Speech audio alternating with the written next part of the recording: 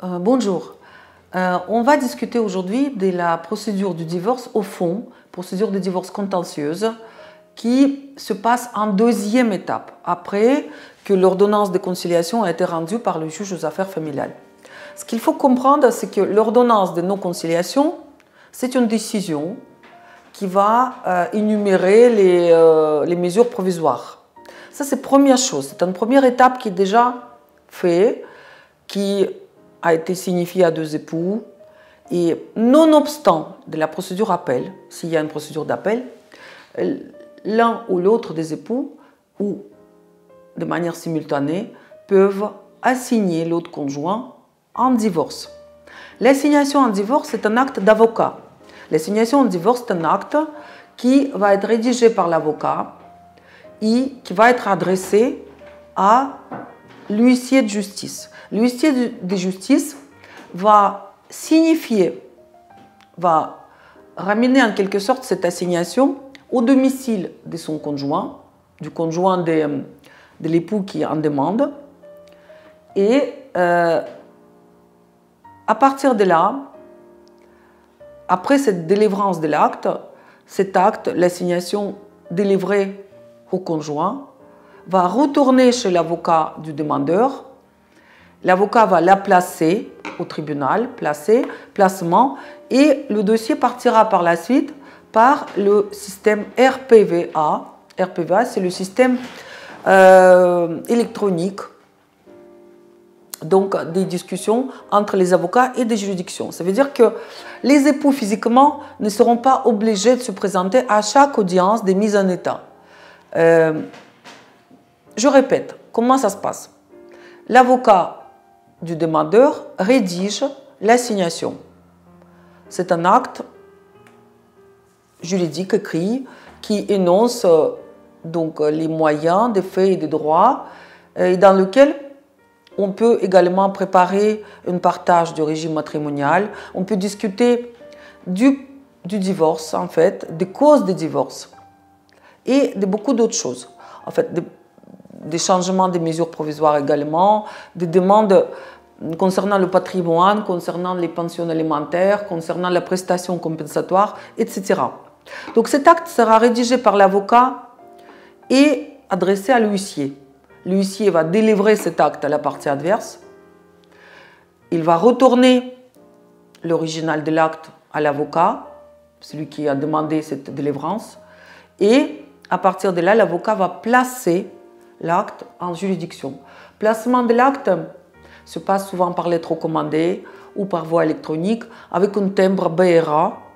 Et cet acte sera donc ensuite enregistré par la juridiction et tout se passera par le système RPVA. C'est un système électronique. Chaque avocat a une clé RPVA. Il va donc se connecter à un système électronique de discussion entre l'avocat et juridiction et il va gérer les audiences. Le dossier sera traité par le juge des mises en état. Le juge des mises en état, c'est un magistrat qui va contrôler la poursuite de la procédure de divorce. Je vous parle de la procédure en premier lieu avant de parler du fond du dossier. Donc, le juge des mises en état enregistrera donc l'assignation en divorce et il va donner la date pour la nouvelle audience qui est également une audience en quelque sorte, une audience virtuelle. Elle se passe de manière électronique. On ne sommes pas obligés de se déplacer vraiment à cette audience. Le juge va demander de mettre en quelque sorte de faire le point ce jour J de cette première audience, de cette première date d'audience électronique de mise en état. Le défendeur est obligé de constituer l'avocat dans les 15 jours à partir de la date de réception de l'assignation. Il est obligé de prendre un avocat de son choix pour que l'avocat prépare un document qui s'appelle Constitution en défense. Constitution en défense, c'est une feuille de papier sur laquelle c'est marqué je suis signé maître untel, je me constitue dans l'intérêt des messieurs ou de madame X ou Y dans le cadre de l'assignation qui était effectuée par monsieur, madame Y ou X. C'est un acte constitution en défense sera communiqué à la juridiction également par le système RPVA. Le juge à la première audience de mise en état va vérifier que tout est parfait, que les deux parties ont leurs deux avocats. Et si tel n'est pas le cas, le juge va envoyer un courrier au défendeur en disant « Faites vite, constituez l'avocat au plus vite, ma prochaine audience de mise en état sera telle date. » Si vous ne constituez pas l'avocat, tous les éléments énoncés par votre adversaire, par la personne qui vous poursuit, qui veut enregistrer ce divorce, seront pris comme tels sans que vous puissiez prévoir une défense et la clôture du dossier sera prononcée. Donc, il faut faire extrêmement attention à pouvoir constituer l'avocat au plus vite dès que vous recevez cette première acte de procédure qui est assignation en divorce au fond. Dans l'assignation du divorce au fond, plein de choses seront indiquées. Déjà, toute une histoire. Donc, comment ça s'est passé, dans quel cadre la procédure de conciliation, quelles étaient les mesures provisoires, quelles sont les demandes de la partie adverse. Il y aura peut-être même un projet de partage des biens et de la situation matrimoniale des deux époux. Il y aura également les prévisions concernant les enfants, etc. Donc, il y aura en quelque sorte explication des faits de la procédure en première partie. Et en deuxième partie, les demandes de la personne qui est la personne en demande, du demandeur. Donc, quelles sont ces demandes? Si vous êtes en défense, votre avocat, en premier lieu, fera une constitution. Ça veut dire qu'il va déclarer à la juridiction qu'il sera votre avocat. Et en second lieu, quand le juge lui donnerait le temps, il va conclure en défense. Les conclusions en défense vont également comporter plusieurs éléments. Les réponses aux demandes de la partie adverse, les demandes reconventionnelles, ça veut dire les demandes nouvelles qui s'attachent par les liens avec le dossier. Donc, vous allez peut-être proposer également vos solutions au règlement de certaines questions et vous allez peut-être proposer également, si vous êtes en défense, la possibilité de partage des biens, du régime matrimonial, les propositions concernant les enfants mineurs, etc. Donc, tout ça, ça se travaille. C'est comme un petit gâteau qu'on met au four et qui va suivre différents cycles du travail. Le juge de mise en état va donner plusieurs audiences, pas donner, mais il va fixer plusieurs audiences de mise en état. Donc, on récapitule. Donc, première audience pour vérifier la constitution du défendeur. Une fois que cette vérification de la constitution en défense sera effectuée par le juge de mise en état, il va donner un nouveau délai de 3 mois pour conclure en défense, pour communiquer les pièces du dossier en demande, pour conclure en défense, effectivement. Ensuite, si le dossier n'est toujours pas prêt pour être plaidé, le juge va donner un délai supplémentaire pour faire la réponse en réplique à la partie qui était en premier lieu en demande. Et puis les réponses en réplique avec les conclusions récapitulatives à l'autre partie qui est en défense. Une fois que le ping-pong des dossiers, des pièces, des conclusions dans tous les sens sera terminé, le juge va donner une date de clôture du dossier.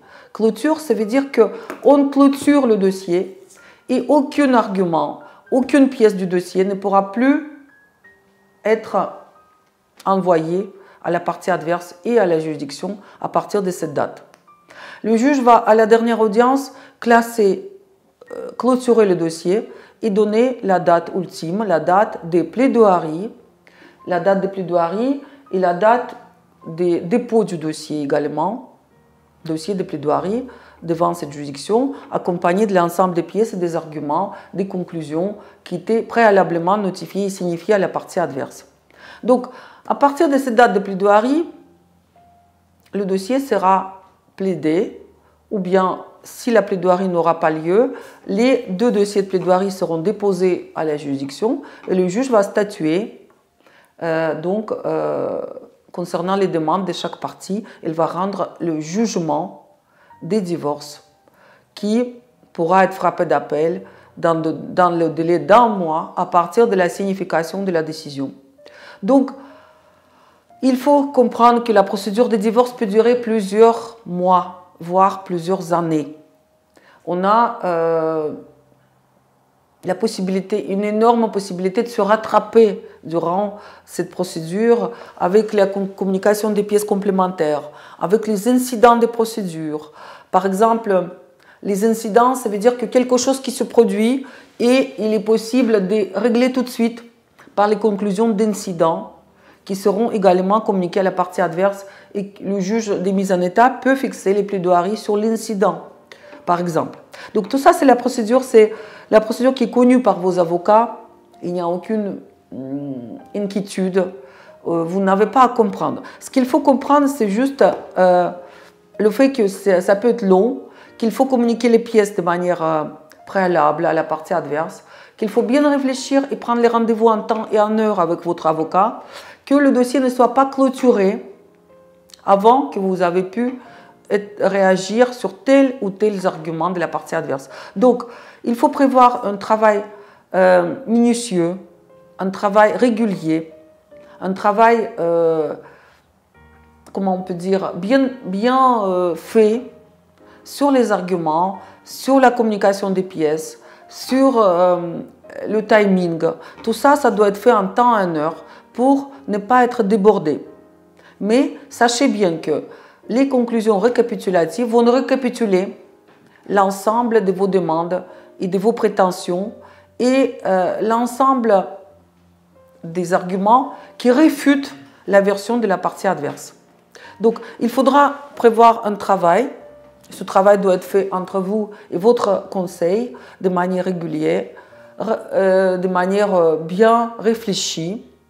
Les arguments doivent être donnés en temps et en heure, parfois un peu tardivement, pour que vous puissiez ne pas dévoiler toutes vos cartes tout de suite à votre adversaire. Donc tout ça, c'est un travail de stratégie procédurale qu'il faut prévoir et bien mettre en place avec votre avocat. Parce que souvent, il ne faut pas donner tous les arguments tout de suite.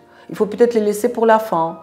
Et parfois, plutôt, de temps en temps, jouer avec toutes les cartes sur la table. Tout dépend de votre stratégie procédurale. Tout ça, c'est sur la procédure. La procédure est assez simple, mais il faut quand même connaître les résultats. Il ne faut pas se laisser en quelque sorte, laisser le temps passer sans rien faire. Donc, il faut absolument préparer tout au bon moment et c'est ça qui va plaider en votre faveur à l'audience des plaidoiries. Votre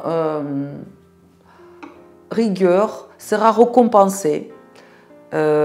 Ici, vous êtes un bon procédurier en quelque sorte, donc le dossier sera plus avantageusement présenté devant le magistrat et donc aura plus de chances au succès de votre affaire. En ce qui concerne le fond du dossier de divorce, c'est très simple.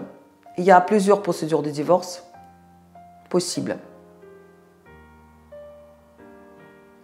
Donc là, c'est sur les procédures de divorce que je vais vous parler. Donc les procédures de divorce. La procédure de divorce au fond peut être le divorce pour faute. Le divorce pour faute, c'est effectivement les fautes de l'autre conjoint. Ça peut être les violences, ça peut être l'infidélité, nos contributions aux charges de ménage, etc., etc. Donc il faudra que vous prévoyez tous ces arguments avec les pièces justificatives qui peuvent être de différentes natures. Ça peut être les mains courantes auprès des services de gendarmerie et de police, les attestations de votre entourage, de vos voisins, les attestations qui respectent une certaine forme, certaines modalités, tout ça. Il faut en discuter avec votre avocat. Les attestations sur l'honneur avec la pièce d'identité à l'appui doivent être manuscrites, doivent prévoir les mentions légales notamment la mention que cette attestation sera produite en justice, que toute fausse attestation risque d'entraîner les sanctions pénales à l'encontre de son auteur. Il faut que tout ça, ça sera écrit à la main par l'auteur de l'attestation. Il ne faut pas que ce soit les attestations de complaisance qui ont été écrites pour dénigrer l'autre époux, pour vous aider dans la procédure de divorce de manière injustifiée.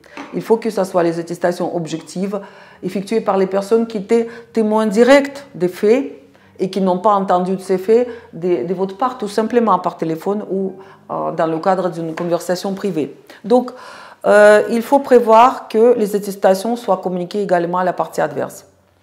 Vous allez déposer également toutes les pièces objectives, vos factures, les charges, les salaires, tout ce qui concerne votre situation financière, pécuniaire et tout ce qui concerne l'entretien et l'éducation des enfants mineurs, vos relations avec les enfants, etc., etc., etc. Les pièces justificatives peuvent être nombreuses. Vous discuterez de ces pièces justificatives avec votre avocat. Et de manière générale, dans le cadre du divorce pour faute, on demande les choses suivantes. On demande, première chose, les dommages et intérêts pour les fautes commises dans le cadre de votre mariage avec l'autre époux. Donc, l'époux a commis les fautes. Donc, vous expliquez quelles sont les fautes. Les fautes, les violences, l'absence du respect, l'absence de la fidélité, l'absence de contribution aux charges du ménage, l'absence de telle chose ou d'une autre. L'époux peut commettre différentes fautes, l'harcèlement moral, l'harcèlement, dénigrement de l'autre époux en public. En fait, c'est à vous de voir quelles sont les fautes qui ont été commises au cours de la relation conjugale avec votre conjoint. Le divorce pour faute n'est pas anodin, c'est quelque chose qui est grave, déposer une assignation de divorce pour faute, c'est une décision à prendre. Donc, cette décision à prendre va se résumer en deux demandes. Première demande, c'est les dommages et intérêts. Dommages et intérêts, vous demandez le divorce au tort exclusif de l'autre conjoint et vous demandez les dommages et intérêts si cette conduite, si cette action de l'autre époux vous a causé effectivement le dommage moral, dommage matériel. Vous pouvez demander tout ça par une demande spéciale, donc attribution des dommages et intérêts en ce qui vous concerne de la part de l'autre époux. Ça peut être également les dommages et intérêts avec un euro symbolique,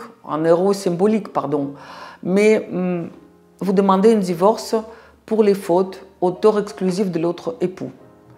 Mais l'autre époux, elle peut également dire que vous avez commis les fautes, que vous avez les torts, et dans ce cas-là, si le juge accepte des deux côtés les torts, ce sera le divorce au tort partagé entre les deux époux et les dommages et intérêts seront réduits également à zéro. Dans ce cas-là, peut-être. Mais tout ça, c'est vraiment, ça relève du factuel. Il faut préparer les justificatifs. Vous ne pouvez pas accuser l'autre conjoint de manière à ne pas justifier ces torts en justice. Donc, il faudra avoir les arguments, il faudra avoir les éléments, il faudra avoir les documents que vous préparerez et que vous allez déposer à la juridiction. Vous allez communiquer à la partie adverse par biais des communications de pièces que votre avocat va effectuer. Le divorce pour faute également, comme n'importe quel divorce, pourra également contenir votre demande au titre des prestations compensatoires. Prestations compensatoires, c'est quelque chose qui va, après le divorce, compenser les différences notables dans les situations des deux parties. Donc, prestations compensatoires, c'est souvent l'enjeu de toute procédure de divorce. La prestation compensatoire, c'est une somme qui peut être donnée à l'un ou l'autre des époux, qui peut être en capital, en rente ou en nature. Prestation compensatoire, c'est une somme importante qui peut parfois être allouée à un conjoint qui est dans une situation de faiblesse et dont la situation doit être en quelque sorte amenée vers la situation financière proche de l'autre époux. Vous avez les conjoints qui sont dans un état de faiblesse par rapport à l'autre conjoint qui a une situation financière très florissante. Et donc le juge peut allouer par rapport à la durée du mariage, par rapport à l'âge, par rapport aux possibilités des deux époux d'avoir la retraite, par exemple. Plusieurs critères qui rentrent en compte pour calcul de cette prestation compensatoire. La prestation compensatoire n'est pas la même si le mariage a duré 2 ans ou 20 ans. Donc si l'époux, qui est la partie faible, a vécu avec l'autre époux qui est dans une situation privilégiée 20 ans, s'il a éduqué ses enfants pendant que l'autre a développé sa carrière professionnelle, il aura bien évidemment la prestation compensatoire importante et elle peut être en forme d'une rente, en forme d'un capital ou en forme de nature. Ça veut dire un des biens immobiliers peut directement être attribué au moment du partage à l'autre époux, celui qui est en état de faiblesse. Donc la prestation compensatoire, c'est quelque chose qui est très important et c'est d'ailleurs l'enjeu de n'importe quelle procédure de divorce contentieuse. Elle remplace la pension au titre du devoir de secours et peut prendre une forme, parfois une forme mixte. Elle peut être composée d'un capital, d'une rente et d'un bien en nature. Ça dépend de la situation financière des deux parties. Donc, sur cette question des prestations compensatoires, je reviendrai ultérieurement dans mes vidéos supplémentaires que je vais enregistrer au fil des temps, parce que je vous donnerai les exemples concrets des calculs des prestations compensatoires. C'est un sujet intéressant et c'est l'enjeu, souvent, dans la procédure de divorce, à côté des dommages et intérêts qui peuvent notamment être alloués en matière du divorce pour faute. Donc, les divorces, j'explique encore une fois au fond, divorce pour faute, ça c'est un divorce important. C'est un énorme volet des différents divorces. Ensuite, on a un divorce sur la demande acceptée, quand un des époux qui demande au magistrat de divorcer, et l'autre époux, elle accepte le divorce. Donc ça, c'est quelque chose qui est très facile et qui exclut le divorce, donc qui exclut la demande des dommages-intérêts, mais qui peut statuer sur tous les autres aspects. Aussi, vous avez également le divorce pour l'absence de la vie commune pendant 24 mois. Donc, il faut caractériser dans ce cas-là l'absence de la vie conjugale durant 24 mois par tous les éléments de nature objective et subjective. Donc, si vous n'habitez plus, vous n'avez plus de communauté de vie effective et affective avec votre époux, vous pouvez demander le divorce pour absence de la vie commune pendant 24 mois en justifiant et en prouvant au magistrat que depuis 24 mois, vous n'habitez plus ensemble avec votre conjoint. Et dans ce cas-là, vous pouvez divorcer même si votre conjoint n'accepte pas le principe de divorce, contre son gré. Parce qu'on danse à deux, vous êtes mariés à deux, donc pour divorcer, il faut avoir soit le consentement des deux, soit il faut avoir une cause, absence de la vie commune pendant 24 mois, les fautes, ou demander et l'autre époux accepte. Donc tout ça, c'est très facile à comprendre. Réécoutez mes enregistrements de vidéos si vous ne comprenez pas et revenez vers moi sur mon canal plus tard si vous souhaitez avoir les détails de chaque partie du divorce et je reviendrai sur ces détails plus tard. Merci.